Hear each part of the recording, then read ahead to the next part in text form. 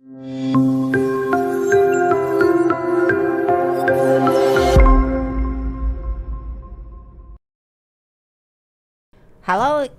insan intelektual Unimal.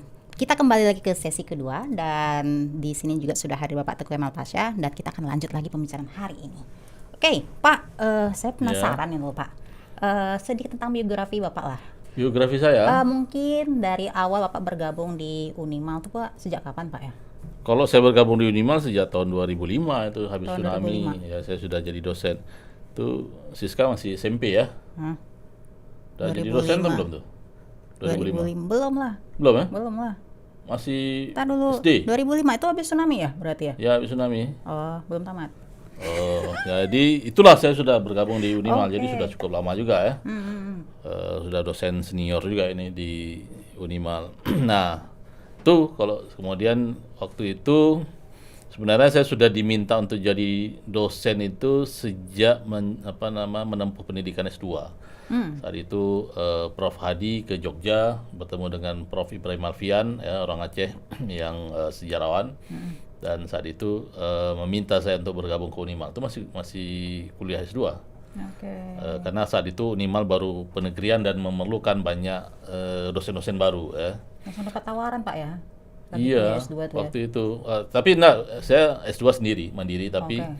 kemudian Prof Hadi meminta kepada Prof Ibrahim Alfian. Mungkin Prof Ibrahim Alfian yang menawarkan saya.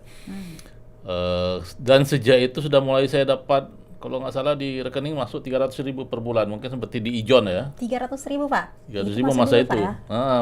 Belum ngajar tapi udah masuk lah. Oh, Jadi semacam mengikat nanti kalau udah selesai segera bergabung ke Unimal ya. Jadi gitu. Nah, kemudian di 2004 tsunami ya. Saya lupa, mungkin 2005 kemudian. Karena TMT saya 1 Januari 2005. Berarti proses seleksi itu di sebelum tsunami. Oke. Mungkin di pertengahan 2004 di masa-masa masih darurat sipil ya waktu itu. Militer. Saya kembali ke sini melakukan tes dan ketika itu kembali dan mengajar. Jadi begitulah. Oke. Dan ini Pak, kalau kami pengen tahu juga ya, bukan saya aja Pak, tapi semuanya juga pengen tahu sejak kapan Pak ya Bapak menjabat sebagai Kepala UPT Bahasa? Nah, kalau sebagai kepala OPT awalnya namanya adalah OPT Kehumasan dan Hubungan Eksternal. Nah, itu oke. terjadi ketika Prof Herman Pitra itu terpilih sebagai rektor ya. Sebelum terpilih beliau memang sudah meminta saya untuk menemani beliau di kepemimpinannya. Dan saat itu kemudian dia tawarkan untuk memperbaiki citra Unimal. Saya kemudian beri syarat, oke Pak, tapi dengan syarat bahwa harus di upgrade kelembagaan kehumasan karena sebelum saya itu namanya masih Subbag. Super. Subbag itu pun kalau dalam logika tata aturan itu kan diisi oleh Tendik bukan dosen ya. Maka kemudian saya bilang oke, tapi saya mau ini menjadi UPT dan fungsinya itu bukan hanya berhubungan dengan public relation tapi juga bagaimana mengembangkan aspek medianya ya. Maka ketika saya bergabung pertama itu agak sulit juga mencari siapa yang cocok bekerja di sini. Kemudian mulailah saya sisir-sisir, ada beberapa yang sudah menjadi dosen minta bergabung, ada beberapa yang enggan bergabung karena berpikir ini UPT apa ini ya, ini makhluk apa ini. Jadi Masih nggak jelas Pak ya? nggak jelas. Tapi kemudian ketika ini besar baru dia menyesal kenapa nggak bergabung ya. Oke. Ada itu. Ada produser saya ini bahkan sudah kami pingit, dia masih belum selesai S1 itu. Bapak Bastin paksa itu. masuk atau bagaimana Pak ya? Bukan, dia pasti mau lah. Dia masih Pasti mahasiswa, terlunta-lunta, dia nggak tahu bagaimana menyelesaikan kuliah, saya tarik. Dan bergabung. Jadi sekarang tim juga berubah ya. Jadi ada yang pergi karena meninggal ya. Hah? Ini meninggal beneran nih? Meninggal beneran. Oke.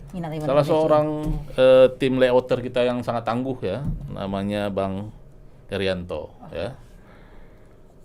Ada yang kemudian pergi karena ada tugas yang lain seperti Pak Ai Yufrida. Mereka dia sudah jadi komisioner di Panwasli ya. Saya nggak boleh tahan, silakan ya. Karena di sini juga kita membangun dengan idealisme dan tekad.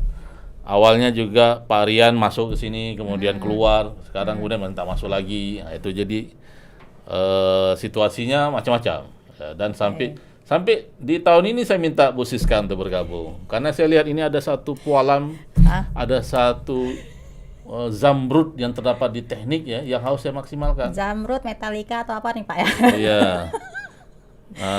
Nirvana. Ya, oke, Nirvana boleh juga Pak. Ya itu Pak, jadi. Berarti ini dulu namanya UPT, Humas dan Penerbitan. Kehumasan, bukan, dulu namanya UPT Kehumasan dan Hubungan Eksternal. Hubungan eksternal. Nah, jadi dia menjalani tupoksi untuk bidang public relation, Oke. kemudian bidang kehumasan dalam artian penerbitan ya atau publikasi, dan juga kerjasama. Nah kemudian di periode kedua Pak Herman Fitra itu ada terjadi pengerucutan UPT. Jadi ada UPT Unimal Press ya dan UPT Bahasa yang disatukan. Jadi saya sebenarnya menangani 3 UPT dulu menjadi satu. Sekarang kemudian namanya menjadi Bahasa, Kehumasan, dan Penerbitan. Nah, jadi kita di tahun ini, bukan di tahun ini, sekarang kita lagi menggarap. Bu Siska kan jadi editor juga itu di salah satu buku. Jangan pura-pura dalam perahu. Jangan, harus dirahasiakan nggak Pak tuh ya? Mana ada itu rahasia? Semua kegiatan kita kan harus dipublikasi.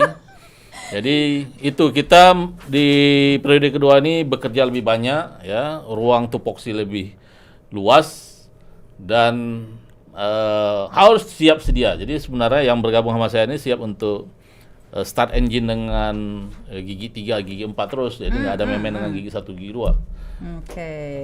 Makanya yang banyak orang yang siap untuk bekerja under pressure boleh. Tapi kalau yang mau santai-santai mungkin di unit lain aja, silakan. Oke Pak. Jadi Pak, jujur nih Pak ya, sebenarnya saya penasaran sekali Pak dengan siapa-siapa saja sih yang ada di tim UPT BKP ini. Tapi Bapak jangan jawab sekarang Pak ya, jangan jawab sekarang. Kita akan ada sesi ketiganya nanti. Oke, Insan Intelektual, kita akan kembali lagi untuk sesi ketiga.